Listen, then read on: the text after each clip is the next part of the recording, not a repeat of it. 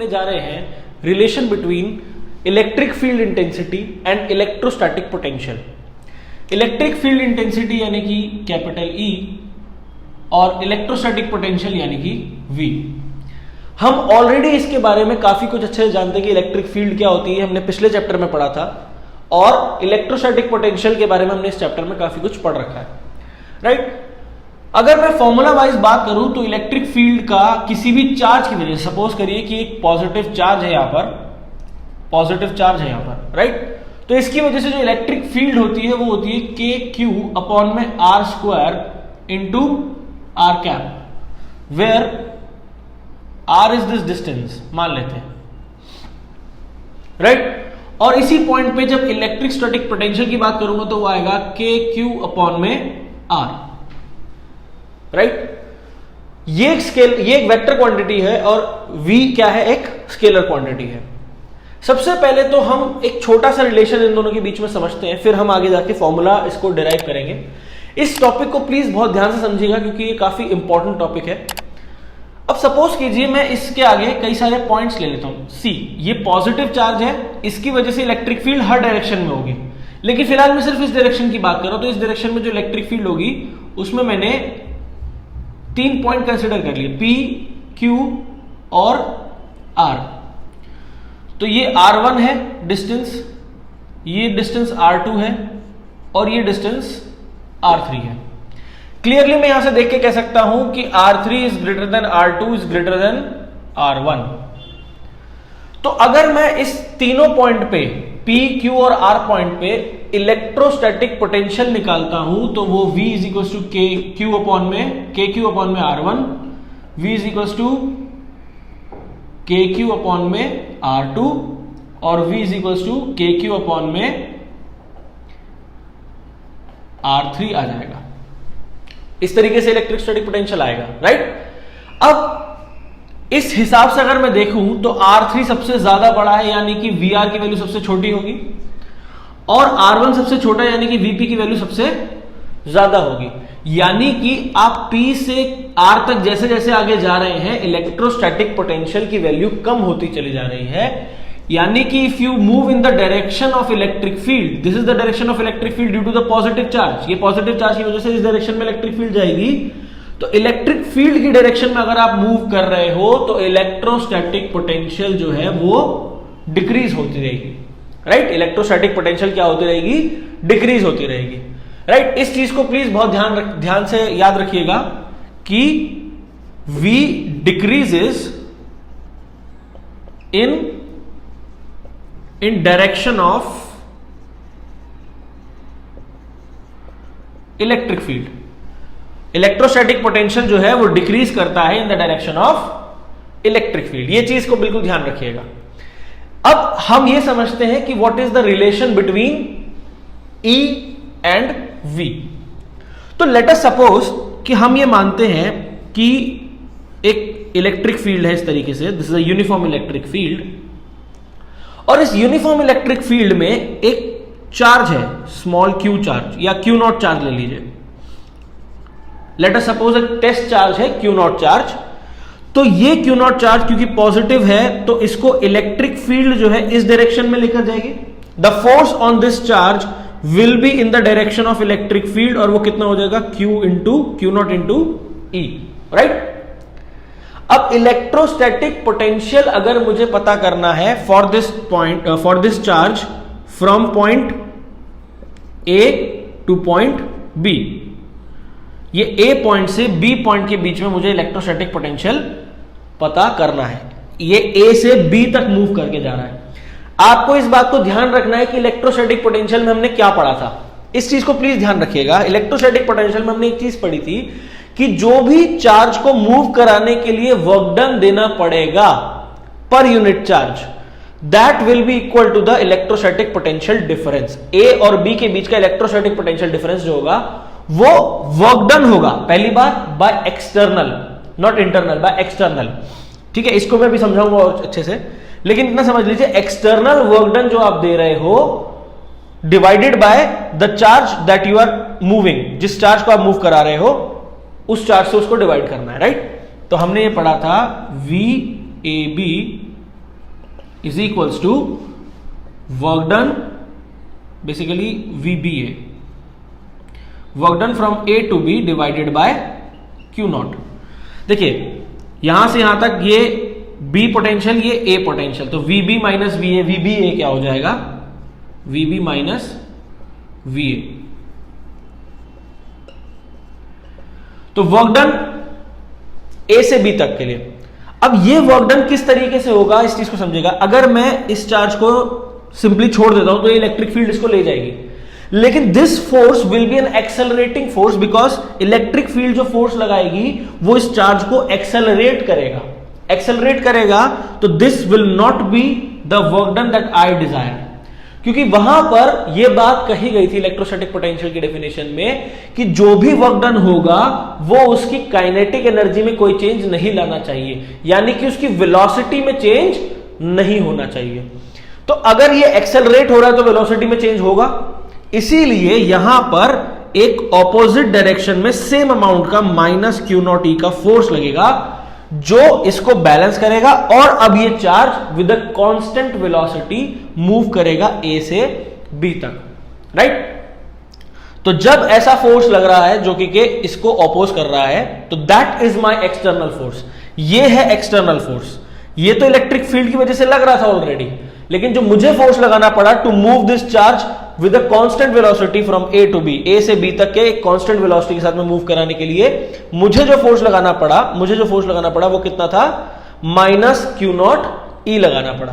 तो वो कितना हो जाएगा, minus Q not E multiplied by, this is the force. Displacement हम यहां पर मान लेते हैं कितनी हो रही है, इस डिस्प्लेसमेंट को हम मान लेते हैं कि ये R डिस्प्लेसमेंट, ये डेल्टा R डिस्प्लेसमेंट हो रही है। Let us suppose the displacement is delta R, right. तो वर्क डन क्या होता है, वर्क डन होता है force dot delta R, right, divided by Q not. This is my work done, that is minus Q not into E dot delta R। This is your work done, क्योंकि force का formula क्या होता है, F external dot displacement. Displacement मैंने यहां पर क्या मानी है, delta R, which is change in the positions, divided by total charge जो मैं यहां पर इसको ट्रांसफर कर रहा हूं। तो Q नॉट से Q नॉट कैंसिल हो जाता है, और VB माइनस VA जो आपका आएगा वो कितना आ जाएगा, minus E dot delta R। तो अगर यहां पर मैं मैग्नीट्यूड की बात करूं, दैट इज मैं सिर्फ मैग्नीट्यूड की बात कर रहा हूं अगर, तो वो कितना आ जाएगा, इस तरीके से यहां पर मुझे E डॉट dr मिल जाएगा। सिर्फ मैग्नीट्यूड की अगर मैं बात करूंगा तो वो E dot dr delta R मुझे मिल जाएगा। तो यहां पर जो इलेक्ट्रोस्टैटिक पोटेंशियल आपको मिल रहा है वो उसका फॉर्मूला आपको क्या मिल रहा है, E डॉट डेल्टा R मिल रहा है। लेकिन ये जो चीज आपको मिल रही है कब मिल रही है, जब ये यूनिफॉर्म इलेक्ट्रिक फील्ड है। प्लीज इस चीज को समझिएगा। यहां पर मैं इसको पोटेंशियल डिफरेंस ले लेता हूं, डेल्टा V। तो डेल्टा V क्या मिल रहा है आपको, delta E multiplied by delta R, दोनों के बीच का डॉट प्रोडक्ट आपको मिल रहा है, राइट। तो अब ये आपको तभी मिल रहा है जब यहां पर मैं इलेक्ट्रिक फील्ड को यूनिफॉर्म मान रहा हूं। अगर इलेक्ट्रिक फील्ड यूनिफॉर्म नहीं होती है तो ये आपको किस तरीके से मिलेगा, तभी आपको मिलेगा dV is equals to E minus E dot dr। dV is equals to minus E dot dr, यहां पर माइनस था तो minus E dot dr, where dr is the small distance. देखिए समझिएगा बात को, अगर यहां पर मैं इलेक्ट्रिक फील्ड ऐसा नॉन यूनिफॉर्म मान लेता हूं, कहीं पर चेंज हो रही है, कहीं पर ज्यादा है, कहीं पर कम है, ठीक है, मान के चलिए कि इस तरीके से है,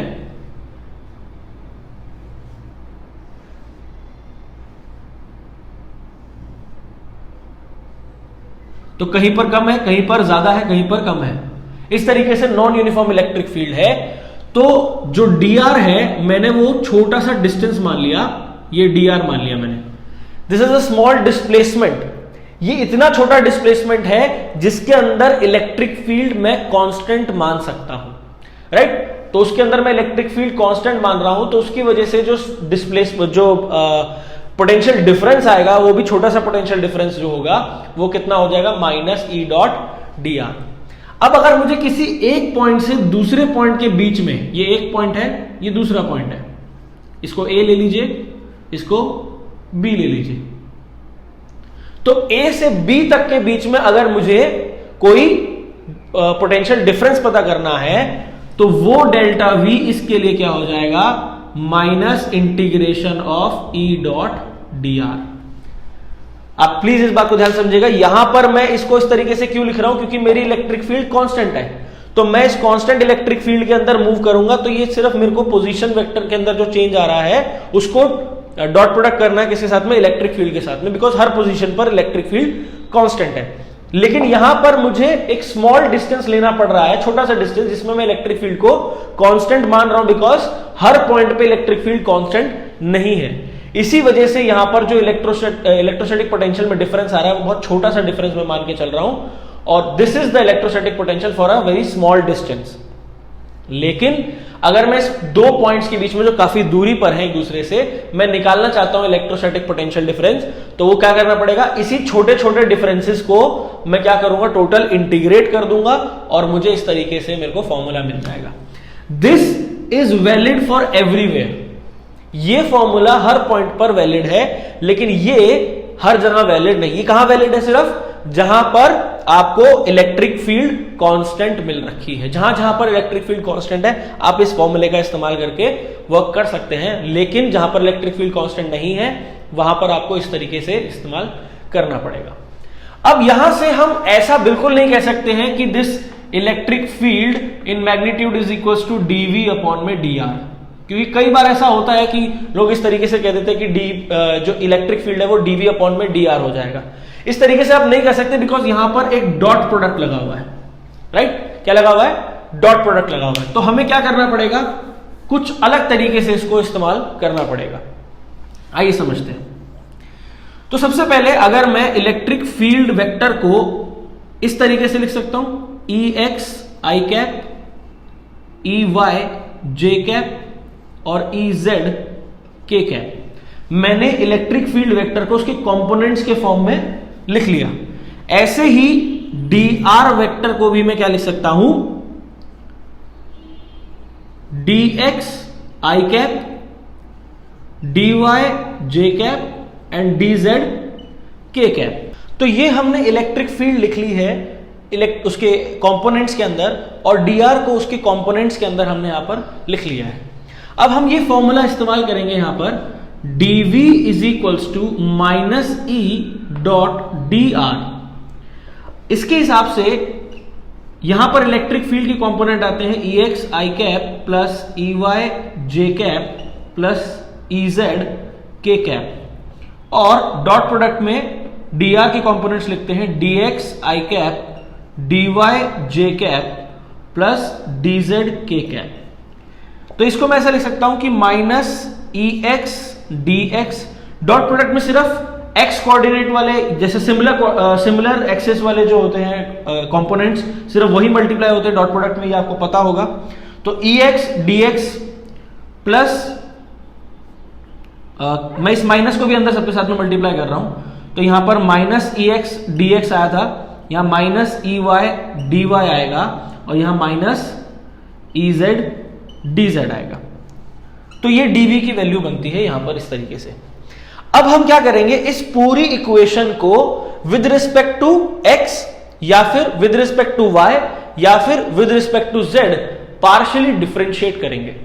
अब पार्शियल डिफरेंशिएशन का एक कॉन्सेप्ट आप ये समझ लीजिए कि अगर पार्शियल डिफरेंशिएशन होता है तो जिसके रिस्पेक्ट में पार्शियल डिफरेंशिएशन होता है बाकी दोनों को कंपोनेंट्स को हम क्या मान लेते हैं, कांस्टेंट मान लेते हैं। यानी कि अगर मैं x के रिस्पेक्ट में डिफरेंशिएट कर रहा हूं तो y कंपोनेंट और z कंपोनेंट जो होंगे वो क्या हो जाएंगे, कांस्टेंट कंसीडर करे जाएंगे।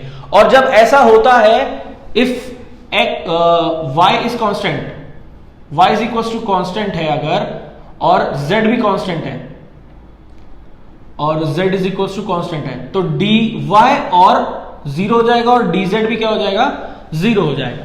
जब कोई कंपोनेंट कांस्टेंट होता है तो उसका डिफरेंशिएशन क्या हो जाता है, 0 हो जाता है। तो अगर मैं यहां पर partial differentiation in terms of x कर रहा हूं, यानी कि पार्शियली डिफरेंशिएटिंग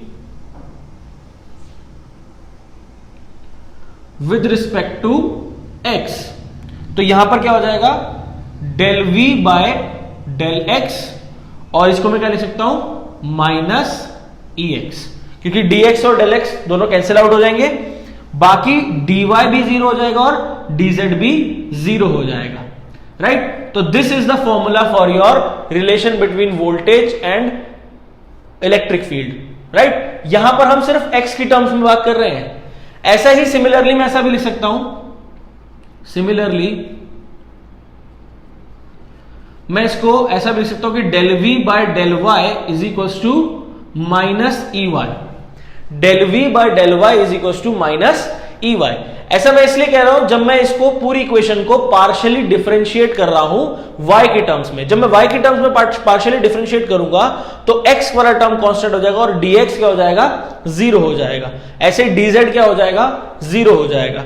तो ये दोनों चीजें खत्म हो जाएंगी और मेरे पास क्या बचेगा, माइनस ई वाई, और dy से डेल y कैंसिल आउट हो जाएगा, तो del v by del y is equal to minus E y. तो ये कंपोनेंट आ जाएगा e के लिए, y कंपोनेंट के लिए।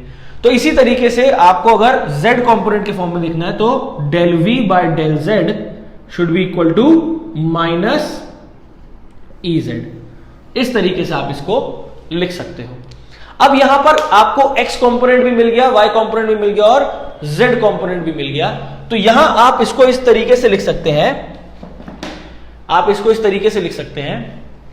मैं इसको हटा देता हूं।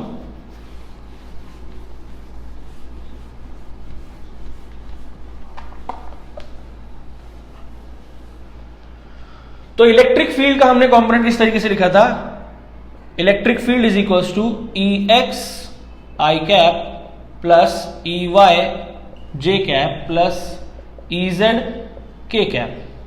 तो अब जो मुझे कंपोनेंट्स मिले हैं उस हिसाब से ई एक्स कितना आ रहा है, minus del v by del x I cap plus minus del v by del y J cap, minus बाहर लिख लेते इसमें, और minus del v by del z के कैप। सो ये आपकी एक्चुअली इलेक्ट्रिक फील्ड की equation in terms of this components ये बन जाएगी। मेन रिलेशन है ये, जो रिलेशन आप देखते हैं कि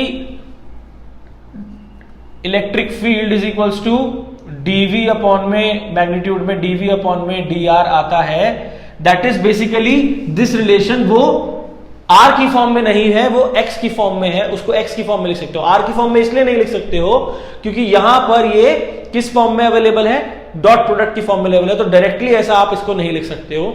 you have to take it in the form of x, y और z। तो आप इंडिविजुअली x और y और z के कंपोनेंट्स की फॉर्म में निकालेंगे और फिर आप इस इक्वेशन में पुट करके उससे इलेक्ट्रिक फील्ड निकाल सकते हैं, right. So this is the concept of relation between electric field intensity and electrostatic potential.